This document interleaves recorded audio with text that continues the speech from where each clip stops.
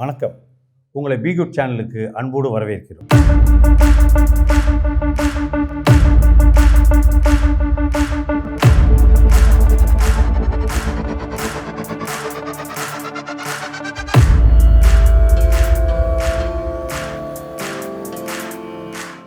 இப்போ இந்த காலத்து பசங்க பார்த்தீங்கன்னா, லேட்டஸ்ட் ட்ரெண்ட் படி நிறைய பேர் வர சினிமாக்கள விமர்சனம்லாம் பண்ணிகிட்டு இருக்காங்க.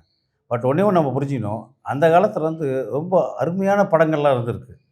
நம்முடைய கலாச்சாரங்கள், நம்மளுடைய குடும்ப பின்னணிகள், நம்ம எப்படி வாழ்ந்திருக்கோம், நம்மளுடைய வாழ்வாதாரம், இதெல்லாம் அந்த காலத்தில மிக அருமையா பல படங்கள் சொல்லப்பட்டிருக்கு. அது நம்ம கிளாசிக் படங்கள் அப்படின்னு சொல்லுவோம். இந்த கிளாசிக் படங்கள் பலவற்றையும் நம்ம இப்ப இருக்கிற காலகட்ட மக்களுக்கு தெரிய வைக்கிறதுக்காக நம்ம இந்த ஒரு முயற்சி எடுத்திருக்கோம். அதில முதல் இதுவா மறைந்த இயக்குனர் இமயம் பாரதிராஜா அவர்களுடைய படத்திலிருந்து ஆரம்பிக்கும். அது ஒரு முதல் படமான 16 வயதிலே படத்திலிருந்து சுவாரஸ்யமான சில விஷயங்களை இப்போது பார்க்கலாம். 16 வயதினிலே படத்தோட டைட்டிலே உங்களுக்கு கதை சொல்லும்.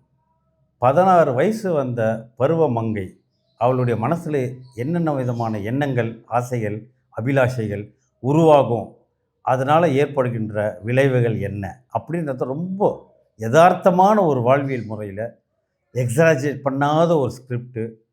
அந்த கிராமத்து பெண் ஒரு 10வது படிச்சிட்டா அவள் என்ன நினைக்கிறா, அந்த ஊரில் இருக்கவங்களாம் அவளை பெரிய படிப்பு படிச்சிட்டா பெரிய படிப்பு படிச்சிட்டான்னு சொல்ல சொல்ல அந்த பொண்ணுக்கு இன்னும் தன்னை எங்கேயோ அவளுடைய ஏதோ ஒரு வேறு உலகத்துக்கு போகிற ஒரு ஃபீலிங்கை கொண்டாந்து கொடுத்துறாங்க ஊரில் இருக்க மக்கள்லாம். அப்போ அந்த பொண்ணுக்கு என்ன நினைக்குதுன்னா, நம்ம ஆசைப்படுற ஆள் நம்மளோட பெரிய நிலைமையில் இருக்கணும், ஒரு பெரிய இதில் இருக்கணும்னு சொல்லிட்டு இக்கரைக்கு அக்கறை பச்சைன்னுவாங்க. அந்த மாதிரி இங்கே இருக்கிறத விட பெருசாக வரணும், பெருசாக இருக்க மேலே சொல்லிட்டு அவள் அந்த எண்ணத்தில் இருக்கிறப்ப தான் அந்த ஊருக்கு ஒரு டாக்டர் வராரு, கால்நடை மருத்துவராக வராரு. அந்த டாக்டரை பார்த்ததுமே இந்த பொண்ணுக்கு பிடிக்க ஆரம்பிச்சிது. அது காதல் சொல்ல முடியாது. அந்த வயசு 16 வயசுடைய பருவத்துக்கு தேவையான ஒரு எண்ணங்கள். அந்த எண்ணப்போக்கில் அந்த பொண்ணு எப்படிலாம் அவளுடைய நிலைமையை மாற்றிக்கிறா. ஆக்சுவலாக கதை என்ன சொல்லுதுன்னா, 10வது படித்த இந்த மயிலுன்ற கேரக்டரு அவளுடைய எண்ணம் ஆம்பிஷன் டீச்சர் ஆகணுன்றது. அப்போ டீச்சர் ஆகணுன்றதுக்காக முயற்சிகள் பண்ணுறப்போ அவளுக்கு அந்த டீச்சருக்கான ஒரு தகுதிக்கான ஒரு லெட்டரும் வருது. அந்த நேரத்தை பார்த்து இந்த டாக்டர்கிட்ட இந்த பொண்ணு வசியப்படுறா, காதல் வயப்படுறா. பட் டாக்டர் என்ன பண்ணுறாரு, அவரு அவருடைய ஆசைக்கு ஏற்ற மாதிரி இந்த பொண்ணை யூஸ் பண்ண தான் பார்க்குறாரு தவிர அந்த பொண்ணை கல்யாணம் பண்ணுற எண்ணம்லாம் அவருக்கு கிடையாது. ஏன்னா அவருடைய பாயிண்ட் ஆஃப் வியூவில் அவர் ஒரு டாக்டர் படிச்சிருக்காரு. அவர் எண்ணம் அவரு கல்யாணம் பண்ண வேண்டியது அதை விட அதிகமான ஒரு இடத்துல இருக்க ஒரு பொண்ணை கல்யாணம் பண்ணணும். இப்படி தான் மன ஓட்டம் எல்லாருக்குமே இருக்கும். நம்ம கதை சொல்கிறோன்னதுக்காக மாற்றி யோசிக்க முடியாது. இதுதான் ரியாலிட்டி. ஸோ இப்படி இருக்கப்போ அந்த ஊருக்குள்ளே நடக்கிற விஷயங்களை பார்த்தா, அந்த ஊரில் இந்த பொண்ணு கூடியே அவங்க அம்மா குரு அம்மான்னு ஒரு கேரக்டர், அந்த அம்மா கூடியே அங்கே வளர்த்துட்டு வர ஒரு கேரக்டர் தான் சப்பானின்ற கேரக்டர். ஆக்சுவலாக அவர் தான் மெயின் கேரக்டர். அந்த சப்பானி எந்த எதிர்பார்ப்பும் இல்லாமல் தனக்கு சோறு போட்டு வளர்க்குற அந்த குடும்பத்துக்கு ஒரு நன்றியாக இருப்பார். அதுக்கு தான் அந்த படத்தில் பார்த்தீங்கன்னா அருமையான டைலாக்ஸ் எல்லாமே இருக்குது. அது கலைமணின்றவர் ரொம்ப அருமையாக பண்ணியிருந்தார். டைலாக்ஸ் எல்லாமே அந்த படத்தில் பேசப்படுது, அதை சொல்கிறோம். இப்போ என்ன ஆகுதுன்னா, இப்போ பரட்டன்னு ஒரு கேரக்டர், ஊருக்குள்ளே எப்பயுமே ஒரு 4 பேர் ரவுடி பசங்க சுற்றிட்டு போகலாம், அந்த மாதிரி ஒரு கேரக்டர் இந்த பரட்டன்ற கேரக்டர். அவர் இந்த மெயிலை அடையணும்னு ஆசைப்படுவான். இதில் இந்த படத்தை பார்த்தீங்கன்னா, ஒரு காலகட்டத்தில் இந்த டாக்டர் இவ உடம்புக்கு தான் ஆசைப்பட்டான்ற உண்மை அந்த பொண்ணுக்கு தெரிஞ்சு போயிடும். அதுலேருந்து அவள் அதை விட்டு விலகி நிற்கிறா. அந்த டாக்டர் கல்யாணம் பண்ண போயிடுவார். அதுக்கப்புறம் நடக்கிற விஷயங்கள் தான் கதை. அதுக்கப்புறம் அவள் மனம் திருந்தி தனக்கு கூடியே இருக்கிற சப்பானியை கல்யாணம் பண்ணிக்கிறது முடிவு எடுக்கிறார். இதுதான் படம். ஆக்சுவலாக படத்தோட கதையே இதுதான். முதல்ல பாரதிராஜா ஊரில் இருந்து சென்னைக்கு வர்றப்போ சினிமாவில் நடிக்கணுன்ற ஒரு ஆசையில் தான் வந்தார். ஆனால் நடிக்கணும்னு ஆசையில் வந்தவருக்கு இங்கே நடந்த சில விஷயங்கள்லாம் பார்க்குறப்போ தான் நடிக்கிறத விட டைரக்ஷன் பண்ணால் நல்லாயிருக்கும், சீக்கிரம் முன்னுக்கு வரலாம் அப்படின்றதுக்காக இவர் என்ன பண்ணிட்டாருன்னா, அப்போது இருக்கிற இயக்குநர்கிட்ட அவர் உதவி இயக்குனராக பணியாற்றிட்டு இருந்தார். அதில் குறிப்பாக சொல்லப்போனால் புட்டனா கனகல் ஒரு மிகப்பெரிய கன்னட டைரக்டர்கிட்ட அசிஸ்டண்ட்டாக ஒர்க் பண்ணிகிட்டு இருந்தார். அங்கே தான் இசைஞானி திரு இளையராஜா அவர்களும் அங்கே தான் பணியாற்றிட்டு இருந்தார். இளையராஜா சாரும் பாரதிராஜா சாரும் ஆல்ரெடி ஊர்லேயே பழக்கமானவங்க. அது ஒரு தனி கதை, அது எல்லாருக்கும் தெரிஞ்ச விஷயம். பட் இந்த கதைப்படி பார்க்குறப்ப என்னென்னா, அப்போ புட்டகண்ணா கனகல் கூட இவர் ஒர்க் பண்ண இந்த காலகட்டத்தில் இப்போ ஒரு 3 கதைகள் அவர் ரெடி பண்ணி வச்சுருந்தார் படம் பண்ணணும் அப்படின்னு. அப்போ என்ன பண்ணார்னா, இவருக்கு ஒரு நல்ல வாய்ப்பு கிடச்சிது. இவர் முதல்ல பண்ண ஆசைப்பட்டது புதுமை பெண் ஒரு படம் பண்ணியிருந்தார். ரேவதியை வச்சு அந்த படம் வந்துச்சு. அந்த கதை தான் முதல் படமாக பண்ணணும்னு பாரதிராஜா ரொம்ப ஆசைப்பட்டார். அந்த முயற்சியும் எடுத்தார். அப்போ என்ன பண்ணார்னா, மறைந்த முதல்வர் ஜெயலலிதா அம்மையார்கிட்ட போய் இவர் அந்த ஸ்கிரிப்டை சொல்லியிருக்காரு. அந்த ஸ்கிரிப்டை சொன்னதும் மேடம் ரொம்ப இம்ப்ரெஸ் ஆகிட்டு அந்த மாதிரி கால் ஷீட் கொடுத்துட்டாங்க. அதுக்கு ஜோடியாக உத்தரவன் நடிக்கிறதா இருந்துச்சு. அவருக்கு கார்த்திக்குடைய அப்பா, கௌதம் கார்த்திக்குடைய தாத்தா. உங்களுக்கு புரியறதுக்காக சொல்கிறேன். கௌதம் கார்த்திக்கோட தாத்தா முத்துராமன். படம் எல்லாமே ஷூட்டிங் போகிற அளவுக்கு வந்தாச்சு. திடீர்னு யாரோ வந்து மேடம் மனசை கலைச்சிட்டாங்க. சின்ன பையனை நம்பி நீங்கள் கால் ஷீட் கொடுத்துருக்கீங்களே, இதெல்லாம் நடக்குமா மேடம், யோசிச்சுக்கோங்கன்னு. அதனால அந்த படம் ட்ராப் ஆகிடுச்சு.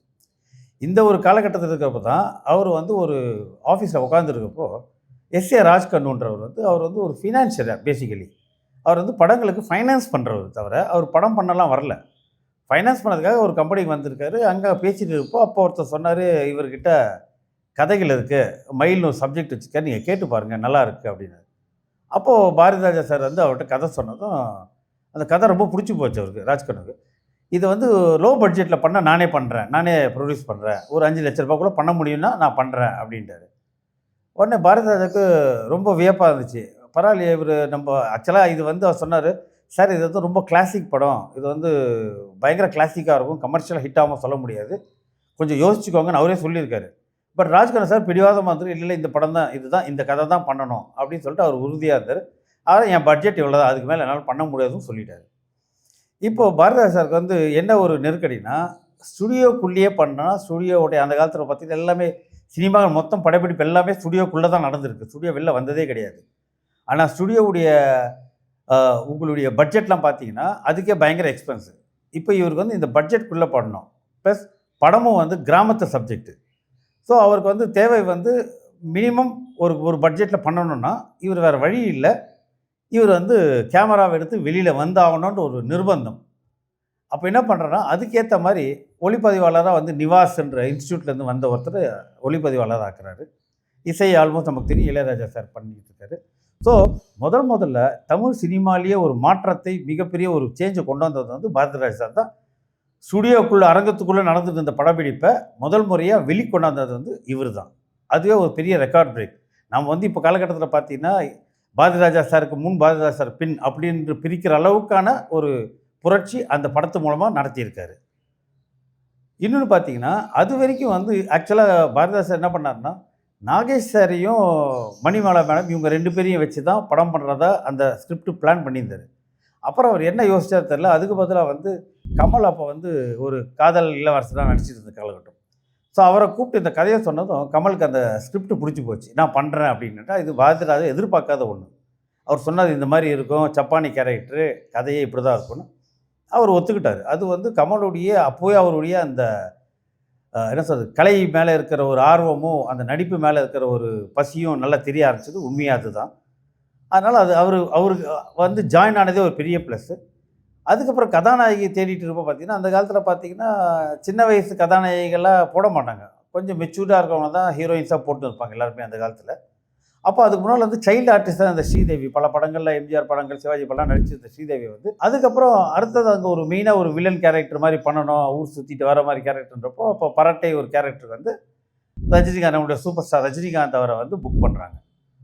அப்போவே பாரதிராஜா பல இடத்துல சொல்லியிருக்காரு, நான் வந்து கமலுக்கு தான் இப்போ அதிகமான பேமெண்ட்டு, அடுத்தபடியாக ஸ்ரீதேவி மேடம் பேமெண்ட் அதிகம், நான் ரஜினிகிட்ட போய் கதை சொல்கிறப்ப வந்து I am doing a documentary அப்படின்னு சொன்னார்.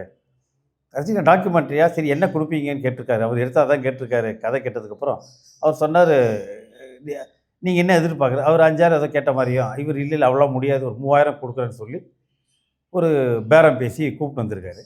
அதுக்கப்புறம் ஒரு சுவாரஸ்யமான விஷயம் என்னென்னா, அவர் 2500 தான் செட்டில் பண்ணாங்க, ஒரு 500 இன்னும் கொடுக்கலான்னு கடைசியில் அவங்க ஒரு மேடை பேச்சில் கூட அந்த ஒரு விஷயத்த ஜாலியாக சொல்லியிருந்தார்.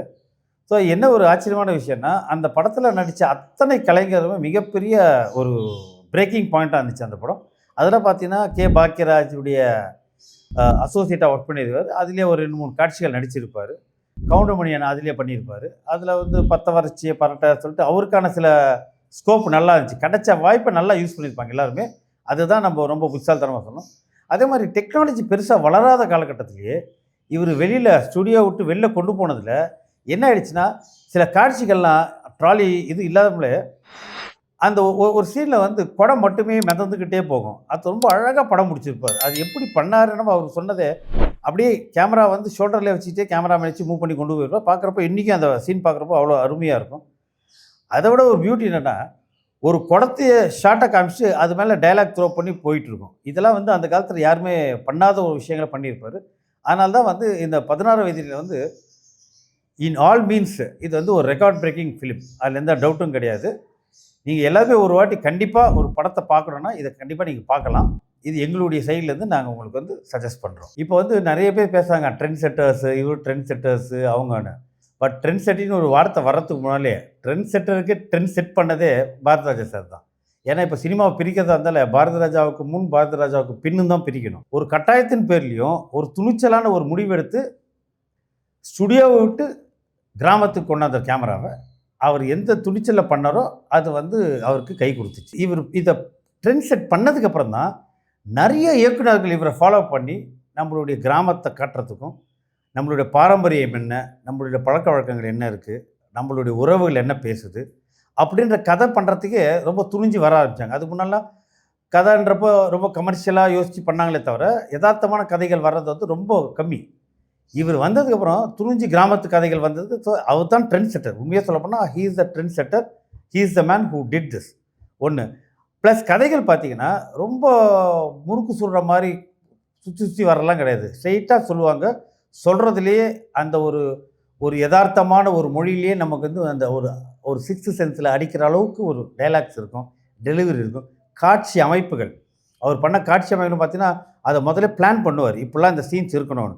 ஏன்னா சினிமான்றதை காட்சி மூலமாக புரிய வைக்கிறதுல அது மிகப்பெரிய பங்கு வந்து பாரதிராஜா சார் அவரோட படத்தில் நிறைய விஷயங்கள் இருக்குது சொல்கிறதுக்கு. அந்த காட்சியிலே புரிய வச்சுருவார். இப்போ புரளி பேசுகிறாங்கன்றப்போ ஒரு குடத்தை காமிச்சு அந்த குடத்தில் வாய்ஸ் ஓவர் போட்டிருப்பார். இவங்கெல்லாம் புரளி பேசுகிறாங்கன்னு. இது அதுக்கு முன்னால் அது மாதிரி ஒரு சீன்ஸ் எல்லாம் வந்ததே கிடையாது. அதுலேருந்து நிறைய செட் ஆச்சு. அதே மாதிரி வந்து ஒரு ஒரு அதிர்ச்சி ஏற்படுத்துதுன்னா அந்த ஒரு பிக்சரை ஃப்ரீஸ் பண்ணுவார்.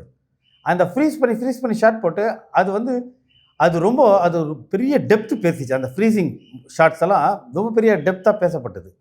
இதெல்லாமே வந்து பாரதிராஜா சார் பண்ண ட்ரெண்ட் செட்டிங் தான். இந்த மாதிரி வந்து நம்ம வந்து பல கிளாசிக்கான படங்களை பற்றி நம்ம நிறைய ஃப்யூச்சர்லையும் பார்க்க போகிறோம். இப்போ இதை பற்றி உங்களுக்கு இந்த படத்துடைய ரிவ்யூ உங்களுக்கு ரொம்ப பிடிச்சிருந்துச்சுன்னா நீங்கள் போய் கண்டிப்பாக அந்த படத்தை பாருங்கள். ப்ளஸ் இது போல் பல படங்களில் நம்ம ஃப்யூச்சரில் பேச போகிறோம். நிறைய வரப்போகுது. உங்களுக்கு பிடிச்ச ஏதாவது படங்கள் இருந்தாலும் எங்களுக்கு கீழே கமெண்ட் பண்ணுங்கள். அந்த படத்தை பற்றியும் நாங்கள் ரிவ்யூ போடுறோம். எங்களோட நோக்கமே வந்து நல்ல படைப்புகளை திரும்பி உங்ககிட்ட கொண்டு வந்து கொடுக்கணுன்றது தான் எங்களுடைய எண்ணம். அது வந்து நாங்கள் முழுமையாக பண்ணியிருக்கோம் நம்புகிறோம். நல்லதையே நினைப்போம், நல்லதே நடக்கும். நன்றி.